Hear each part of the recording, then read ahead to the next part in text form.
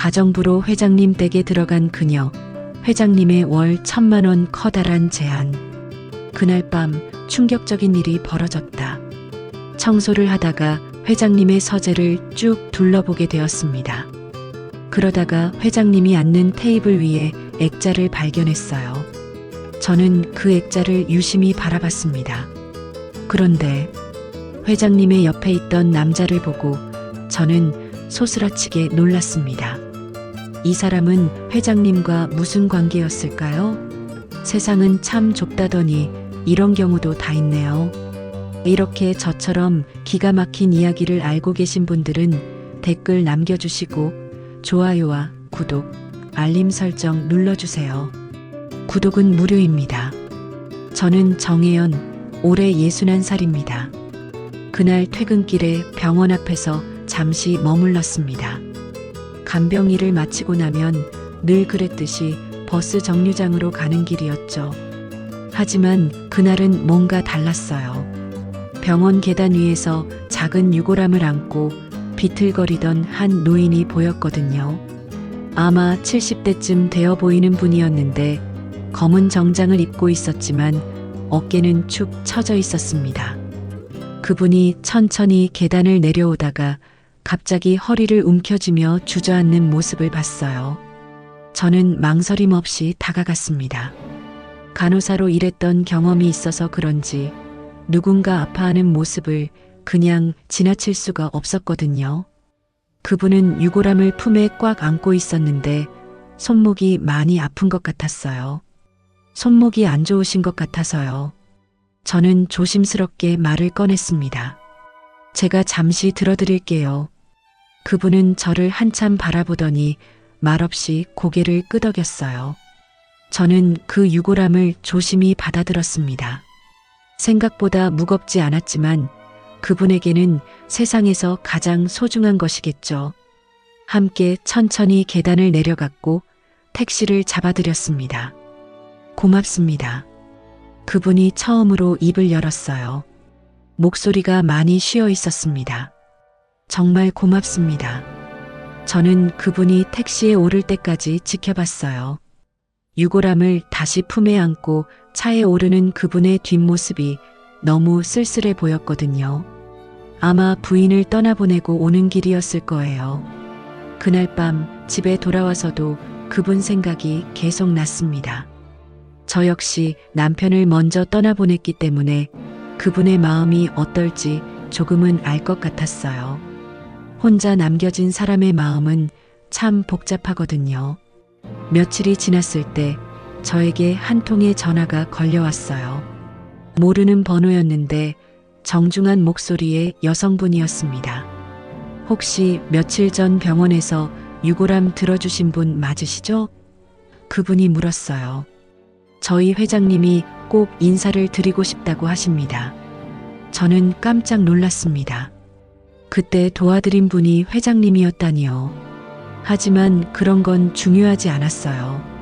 누군가를 도왔을 때 그분이 기억해 주신다는 것만으로도 충분했거든요. 괜찮으시다면 한번 뵙고 싶어 하시는데요. 그분이 다시 말했습니다. 시간 되실 때 연락 주시면 됩니다. 저는 전화를 끊고 한참을 생각했어요. 그날 병원 앞에서 유골함을 들어드린 건 당연한 일이었는데 굳이 다시 만나야 할 이유가 있을까 싶었거든요. 하지만 그분이 원하신다면 한 번 정도는 뵐 수 있을 것 같았습니다. 사실 요즘 제 생활은 너무 단조로웠어요. 간병일을 하고 집에 돌아와서 혼자 밥을 먹고 텔레비전을 보다가 잠드는 게 전부였거든요. 새로운 만남이라는 것 자체가 오랜만이었죠.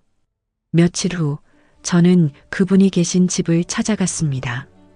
주소를 받고 보니 강남 한복판의 고급 주택 가더군요. 문 앞에 서서 한참을 망설였어요. 저 같은 사람이 이런 곳에 와도 되는 건가 싶었거든요. 집은 정말 컸습니다. 하지만 첫 발을 들여놓는 순간 느낀 건 크기가 아니라 적막함이었어요. 모든 게 깔끔하게 정리되어 있었지만 왠지 모르게 차가운 느낌이 들었거든요. 마치 사람의 온기가 사라진 것 같았습니다. 안녕하세요. 그분이 거실에서 일어나 인사를 했어요. 한도윤입니다. 정혜연입니다. 저도 정중하게 인사를 드렸죠. 그분은 생각보다 단정하고 품이 있어 보였어요. 하지만 눈가에 깊은 피로가 서려 있었습니다. 한도윤 회장님은 저를 소파에 앉게 하고 직접 차를 내와주셨어요. 그런 모습이 의외였습니다. 회장님 같은 분이 직접 차를 내려주시다니요. 그날 정말 고마웠습니다. 회장님이 먼저 말을 꺼냈어요. 아내를 떠나보내고 처음으로 누군가가 제 손을 조심스럽게 받아준 거였거든요. 저는 괜찮다고 말씀드렸지만 회장님의 표정이 너무 진지했어요. 뭔가 더 말씀하고 싶어 하시는 것 같았거든요.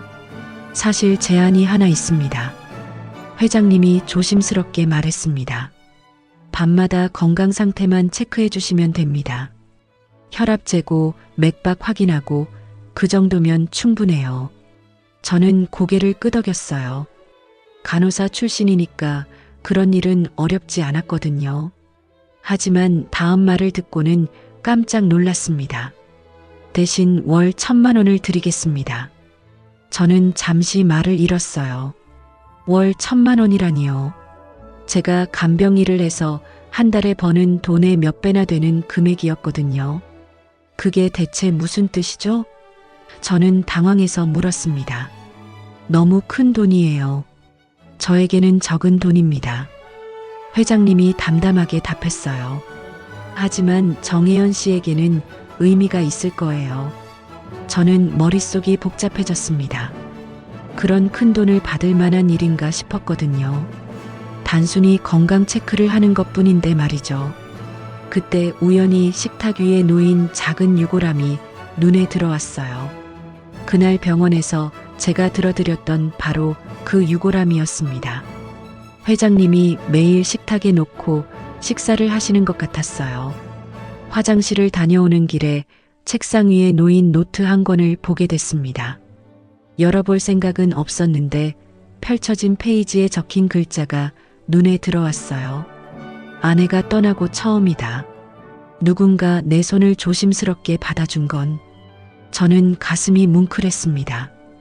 회장님에게 그날 일이 그렇게 큰 의미였다니요. 저는 그냥 당연한 일을 했을 뿐인데 말이에요. 거실로 돌아오니 회장님이 창밖을 바라보고 계셨어요. 뒷모습이 너무 외로워 보였습니다. 생각해 보시고 연락 주세요. 회장님이 말했어요. 급하지 않으니까 천천히 결정하셔도 됩니다. 집을 나오면서 저는 계속 생각했어요. 월 1,000만 원이라는 돈도 놀라웠지만 회장님의 그 쓸쓸한 표정이 자꾸 떠올랐거든요. 결국 저는 회장님의 제안을 받아들였습니다. 월 1,000만 원이라는 금액도 중요했지만 무엇보다 회장님의 그 외로운 표정을 잊을 수가 없었거든요. 첫 며칠 밤은 조용했어요. 저녁 9시쯤 회장님 댁에 가서 혈압과 맥박을 재고 혹시 몸에 이상은 없는지 확인하는 게 전부였습니다. 회장님은 항상 정중하게 인사를 하셨고 저 역시 필요한 말만 하고 돌아왔어요. 하지만 며칠이 지나면서 회장님의 일상이 조금씩 보이기 시작했습니다.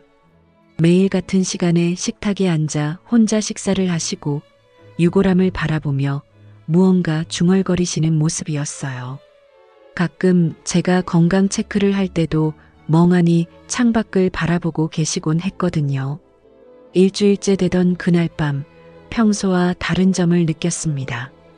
집안이 유난히 조용했어요. 보통은 거실에서 텔레비전 소리라도 들렸는데 그날은 아무 소리도 나지 않았거든요. 현관문을 열고 들어가니 거실에 불이 켜져 있었지만 회장님이 보이지 않았어요. 침실 쪽으로 가면서 이름을 불러봤습니다. 회장님, 정혜연입니다. 대답이 없었어요. 조금 이상했지만 혹시 잠들어 계신가 싶어 침실 문을 살짝 열어봤습니다. 그런데 침대는 비어 있었거든요. 바로 그때 방 안에서 미세한 신음소리가 들렸어요. 화장실 쪽에서 나는 소리였습니다. 저는 급하게 뛰어갔어요. 회장님이 화장실 문 앞에 쓰러져 계셨습니다. 의식은 있었지만 숨을 헐떡이고 계셨어요. 얼굴이 창백하고 식은땀이 흘러내리고 있었거든요. 회장님, 괜찮으세요? 저는 무릎을 꿇고 회장님 옆에 앉았습니다. 회장님은 저를 보고 입을 움직이려 했지만 말이 나오지 않았어요. 맥박을 재보니 너무 빨랐습니다. 이건 응급 상황이었거든요. 저는 망설임 없이 119에 신고했어요. 전화를 걸고 나서도 계속 회장님의 상태를 확인했습니다. 맥박, 호흡, 의식 상태까지 체크하면서 구급차가 올 때까지 기다렸어요. 괜찮으실 거예요. 저는 회장님의 손을 잡으며 말했습니다. 곧 병원에 가실 거예요. 구급차가 도착하고 응급실로 이송될 때까지 저는 함께 했어요. 간호사 출신이라서 응급 상황에 어떻게 대처해야 하는지 알고 있었거든요. 의료진에게 회장님의 상태를 정확히 설명했고 병원 도착 후에도 곁에서 지켜봤습니다. 응급실에서 치료를 받는 동안 회장님이 중얼거리는 말이 들렸어요. 의식이 몽롱한 상태에서 나오는 말이었죠. 미정아. 회장님이 흐릿한 목소리로 말했습니다. 가지마. 미정아. 저는 처음 듣는 이름이었어요. 미정이라는 사람이 누구인지 궁금했지만 지금은 그런 걸 물어볼 때가 아니었거든요.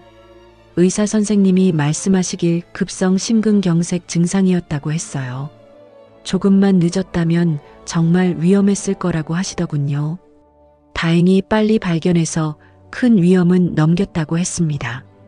회장님이 의식을 되찾으시고 저를 보셨을 때 눈빛이 이전과 달랐어요.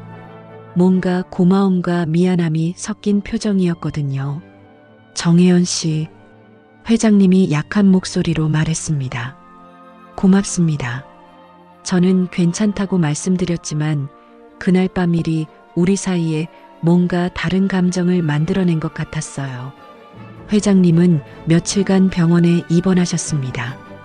저는 매일 병실을 찾아가 회복 상태를 확인했어요.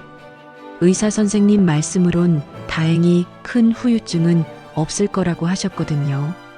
병실은 조용했습니다. 회장님은 대부분의 시간을 창밖을 바라보며 보내셨어요.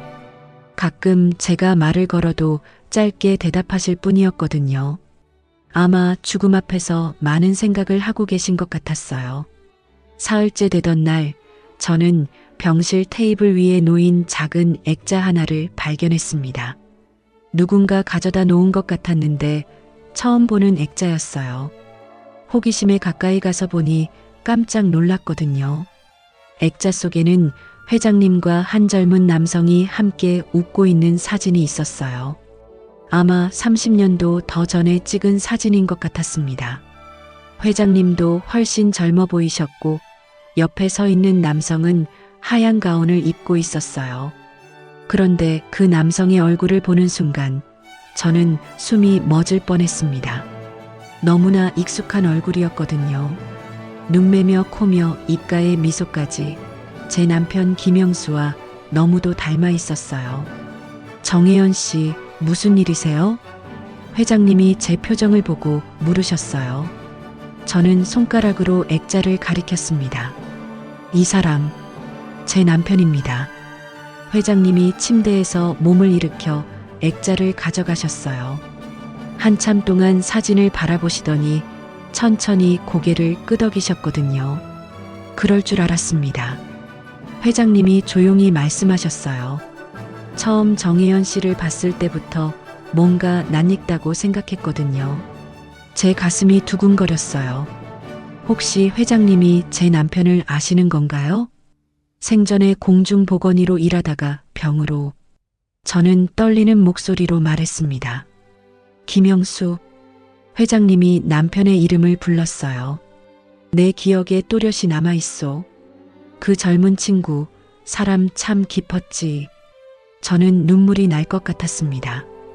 남편을 떠나보낸 지 벌써 10년이 넘었는데 이렇게 남편을 기억해 주시는 분을 만나다니요. 어떻게 아시는 거예요? 제가 물었어요. 회장님은 창밖을 바라보며 말씀하셨습니다. 제가 운영하던 의료재단에서 일했었어요. 시골 보건소에 파견 나가서 주민들을 돌보는 일을 했죠. 저는 그제야 기억이 났어요. 남편이 생전에 자주 말씀하시던 분이 있었거든요. 의료재단 회장님인데 직접 시골까지 내려와서 주민들을 챙기시는 분이라고 했었어요. 형수 씨는 정말 성실했어요. 회장님이 계속 말씀하셨습니다. 환자 한 명 한 명을 가족처럼 돌보더군요. 그때 제가 가장 인상 깊게 본 의사였어요.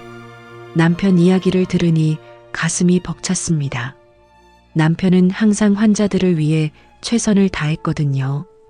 밤늦게까지 왕진을 다니고 어려운 환자들은 치료비도 받지 않았어요. 그런데 너무 일찍 떠났어요. 회장님의 목소리가 조금 쉬었습니다. 소식을 들었을 때 정말 안타까웠어요. 저는 고개를 숙였어요. 남편이 돌아가시던 날이 다시 떠올랐거든요. 간암 판정을 받고 얼마 못 가서 세상을 떠나셨어요. 그래서 정혜연 씨가 더 특별하게 느껴졌나 봅니다. 회장님이 말씀하셨어요. 형수 씨를 떠올리게 하는 무언가가 있어요. 저는 이상한 기분이었어요. 세상이 정말 좁다는 생각도 들었고 이런 인연이 우연일까 하는 생각도 들었거든요. 회장님은 액자를 다시 테이블에 놓으시며 말씀하셨어요.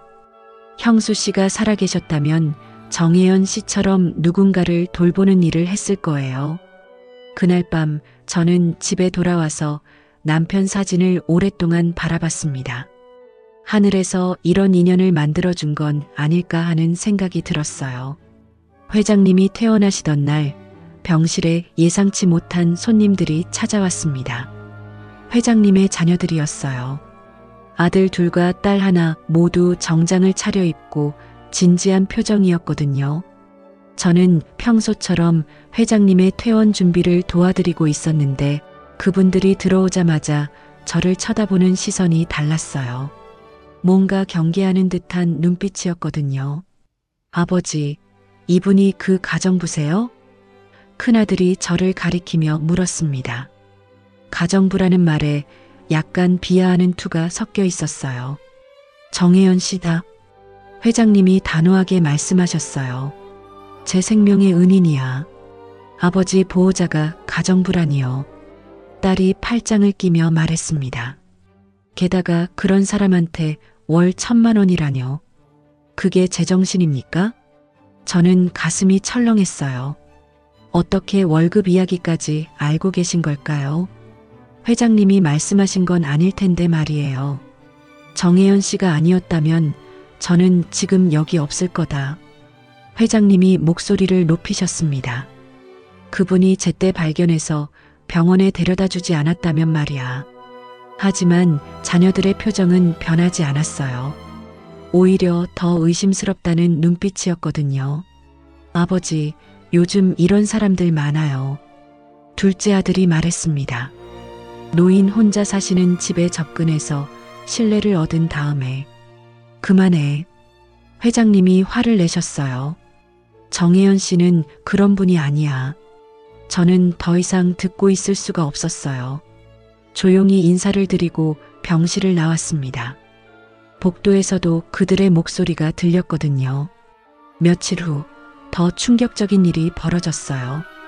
제가 예전에 일했던 요양원에서 전화가 왔거든요. 동료였던 박미숙 씨였어요. 혜연아, 요즘 소문 많이 들리던데? 미숙 씨가 말했어요. 회장님 댁에서 일한다면서? 저는 간단히 대답했어요. 하지만 미숙 씨의 다음 말을 듣고는 깜짝 놀랐습니다. 사람들이 다 알고 있어. 회장님 재산 노린다고 하던데? 밤마다 방에 들어간다면서? 누가 그런 말을? 저는 당황해서 물었어요. 글쎄, 여기저기서 소문이 돌고 있어. 미숙 씨가 대답했습니다. 그런데 정말 월 1,000만 원 받아? 저는 전화를 끊고 싶었어요. 하지만 미숙 씨는 계속 말을 이었거든요. 그 자리에 내가 갈 수도 있었는데. 미숙 씨의 목소리에 질투가 섞여 있었어요. 걘 운이 좋은 거야. 그때 깨달았어요. 이 소문을 퍼뜨린 사람이 바로 미숙 씨라는 것을 말이에요. 제가 회장님 댁에서 일한다는 이야기를 했을 때부터 시작된 거였거든요. 미숙 씨가 소문을 퍼뜨린 거죠? 제가 직접적으로 물었어요. 뭘 퍼뜨려? 사실을 말한 것뿐이야. 미숙 씨가 뻔뻔하게 대답했습니다. 어쨌든 조심해. 사람들 시선이 곱지 않으니까. 전화를 끊고 나서 저는 한참을 멍하니 앉아 있었어요. 제가 한 일이 그렇게 해석될 줄은 몰랐거든요. 며칠 동안 길에서 만나는 사람들의 시선이 달라진 것을 느꼈어요. 수군거리는 소리도 들렸고요. 마트에서 장을 볼 때도 뒤에서 누군가 제 이야기를 하는 것 같았어요. 가장 힘든 건 회장님 댁에 갈 때였어요. 혹시 이웃 사람들이 뭐라고 생각할까봐 걱정이 됐거든요. 저는 그저 회장님의 건강을 돌보는 일을 했을 뿐인데 말이에요. 어느 날 밤 회장님이 제게 물으셨어요. 요즘 힘든 일이 있나요? 표정이 좋지 않아 보이는데요. 저는 괜찮다고 말씀드렸지만 속으로는 많이 상처받았어요. 내가 한 건 그저 사람 하나 살린 일이었을 뿐인데 왜 이렇게 오해를 받아야 하는지 이해할 수 없었거든요. 회장님이 퇴원하신 후 일주일이 지났습니다. 저는 평소처럼 저녁에 댁을 찾아가 건강 상태를 체크했어요. 하지만 회장님의 표정이 예전과 달랐거든요. 뭔가 결심을 하신 것 같은 단단한 눈빛이었습니다. 정혜연 씨, 내일 저녁에 잠시 늦게 와주실 수 있겠어요? 회장님이 말씀하셨어요. 가족들과 이야기할 일이 있어서요. 저는 고개를 끄덕였지만 왠지 불안했어요. 병실에서 있었던 일 때문에 혹시 저 때문에 가족 간에 문제가 생긴 건 아닌지 걱정됐거든요.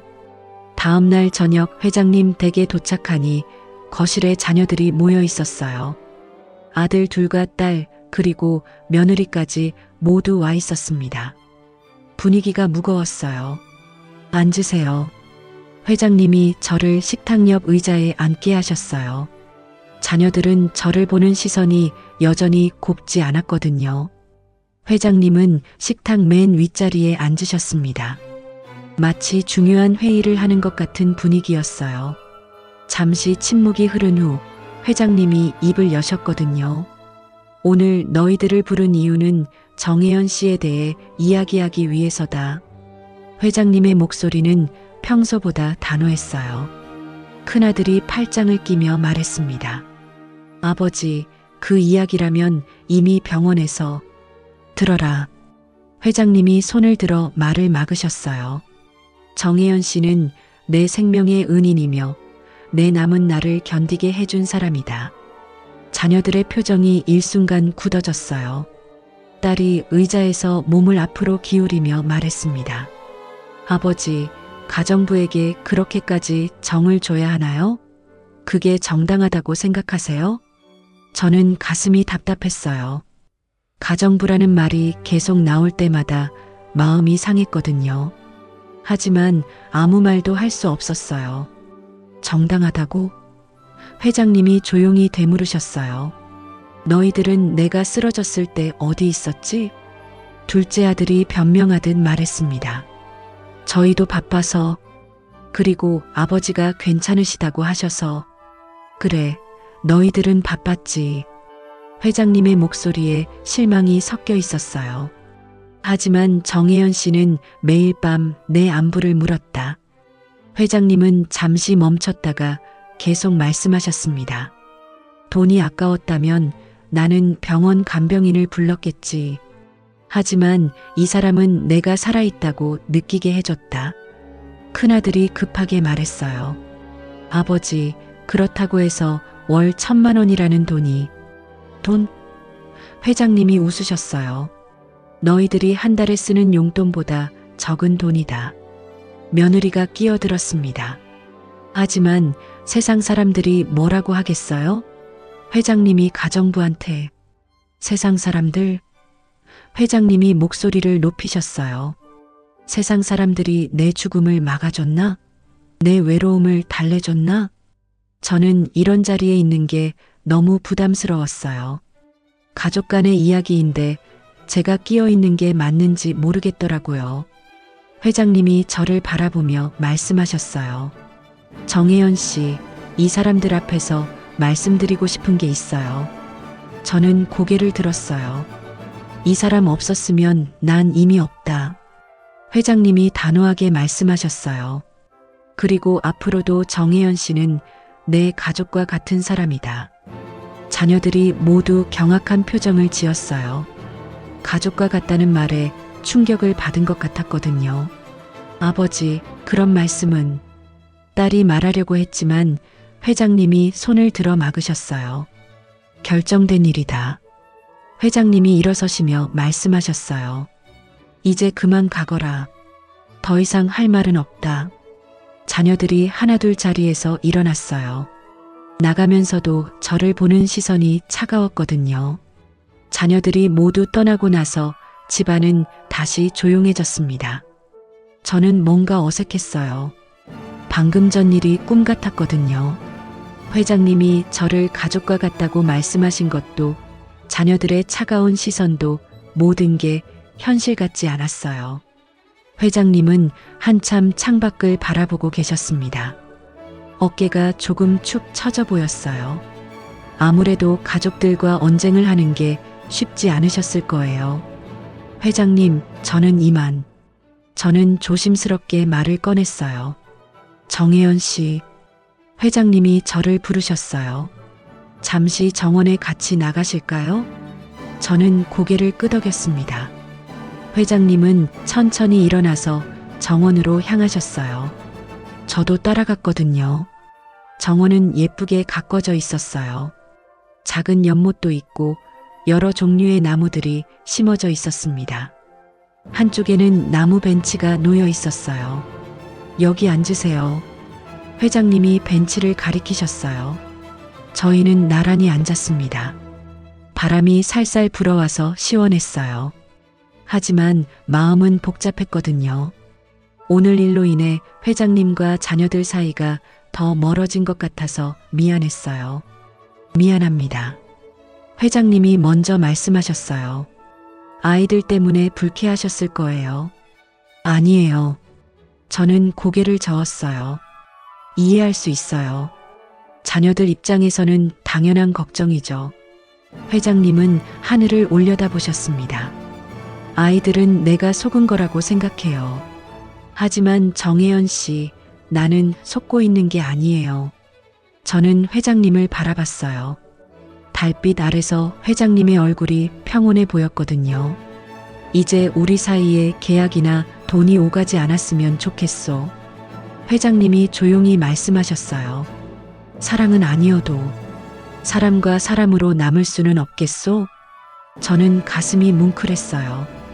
회장님의 말뜻을 알 것 같았거든요.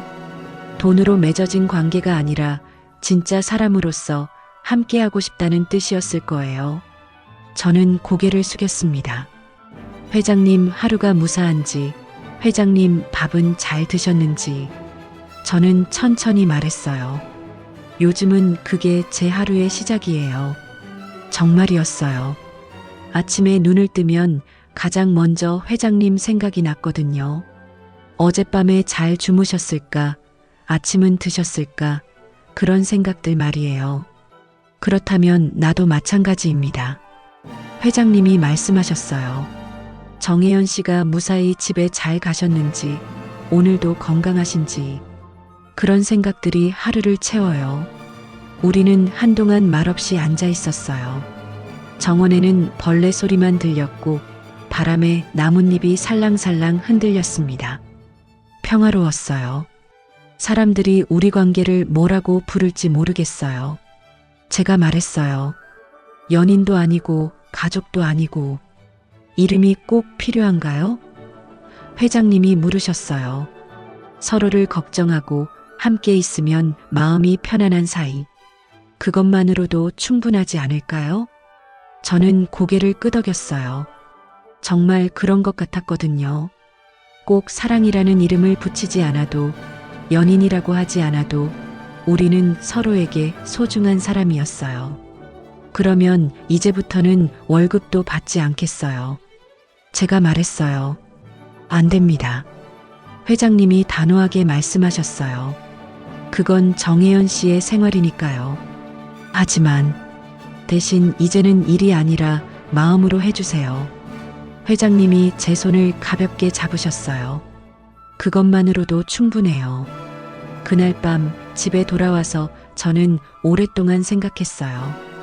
우리의 관계를 뭐라고 불러야 할지 모르겠지만 분명한 건 이전과는 다르다는 것이었어요. 더 깊고 더 따뜻해진 것 같았거든요. 그날 이후로 저희의 일상은 조금씩 변했습니다. 여전히 저는 매일 저녁 회장님 댁을 찾아갔지만 이제는 건강 체크를 위해서가 아니었어요. 그냥 서로의 안부를 확인하고 싶어서였거든요. 회장님은 제가 오면 항상 차를 끓여주셨어요. 처음에는 정중한 손님 대접이었지만 이제는 자연스러운 일상이 됐습니다. 저도 가끔 집에서 반찬을 만들어 가져가곤 했어요. 오늘은 뭘 만들어 오셨나요? 회장님이 제가 들고 온 통을 보며 물으셨어요. 미역국이에요. 저는 웃으며 대답했습니다. 회장님이 좋아하실 것 같아서요. 회장님의 얼굴이 밝아졌어요. 미역국? 오랜만이네요. 우리는 함께 식탁에 앉아 저녁을 먹었습니다. 처음에는 어색했지만 이제는 편안해졌어요. 회장님이 드시는 모습을 보면 제가 만든 음식이 맛있어 보였거든요. 정혜연 씨 손맛이 참 좋아요. 회장님이 말씀하셨어요. 아내 생각이 나네요. 저는 그런 말씀을 들으면 기뻤어요. 회장님에게 좋은 추억을 떠올리게 해드릴 수 있다는 게 감사했거든요. 식사를 마치고 나면 저희는 거실에 앉아 이런저런 이야기를 했어요. 과거 이야기도 하고 오늘 있었던 일도 나눴습니다. 회장님은 젊은 시절 이야기를 들려주셨고 저는 간호사로 일했던 경험담을 말씀드렸어요. 어느 날은 회장님이 오래된 앨범을 가져오셨어요. 돌아가신 부인과의 사진들이 가득했습니다. 이분이 미정 씨시구나. 제가 말했어요. 네, 참 좋은 사람이었어요. 회장님의 목소리가 부드러워졌습니다. 정혜연 씨처럼 따뜻한 사람이었거든요. 저는 그런 말씀을 들으면 뭉클했어요. 회장님에게 돌아가신 부인의 모습을 떠올리게 해드린다는 것이 특별하게 느껴졌거든요. 밤이 되면 저는 여전히 회장님의 맥박을 재고 혈압을 확인했어요. 하지만 이제는 의무감이 아니라 걱정하는 마음에서였습니다. 오늘도 정상이에요. 제가 말하면 회장님은 항상 고맙다고 하셨어요. 정혜연 씨가 확인해 주시니까 안심이 돼요. 회장님이 말씀하셨어요. 그렇게 2달 정도가 지났을까요? 저희는 서로에게 없어서는 안 될 존재가 됐어요. 회장님도 이전보다 훨씬 밝아지셨고 저 역시 매일이 의미 있게 느껴졌거든요. 어느 날 저녁 회장님이 평소와 다른 이야기를 꺼내셨어요. 우리는 정원 벤치에 앉아 별을 보고 있었습니다. 정혜연 씨, 회장님이 조심스럽게 말씀하셨어요. 이게 사랑이라면 너무 늦지 않게 와줘서 고맙소. 저는 깜짝 놀랐어요. 사랑이라는 말을 직접 하실 줄은 몰랐거든요. 하지만 이상하게 거부감이 들지 않았어요. 저도 몰라요. 사랑인진. 저는 웃으며 고개를 저었어요. 다만 회장님 옆에 있으면 하루가 허무하진 않아요. 정말이었어요. 회장님을 만나기 전에는 매일이 똑같았거든요. 일하고 집에 돌아와서 혼자 밥 먹고 잠드는 게 전부였어요. 하지만 이제는 달랐습니다. 나도 마찬가지예요. 회장님이 말씀하셨어요. 정혜연 씨가 있어서 하루하루가 기다려져요. 우리는 한참 동안 별을 바라봤어요. 말은 없었지만 서로의 마음을 알 것 같았거든요.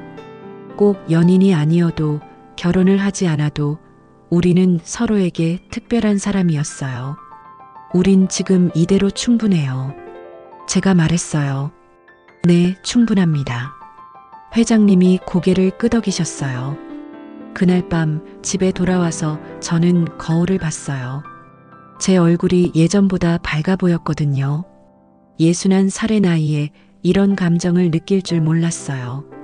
사랑인지 우정인지 정확하게 말할 수는 없지만 분명한 건 행복하다는 것이었습니다.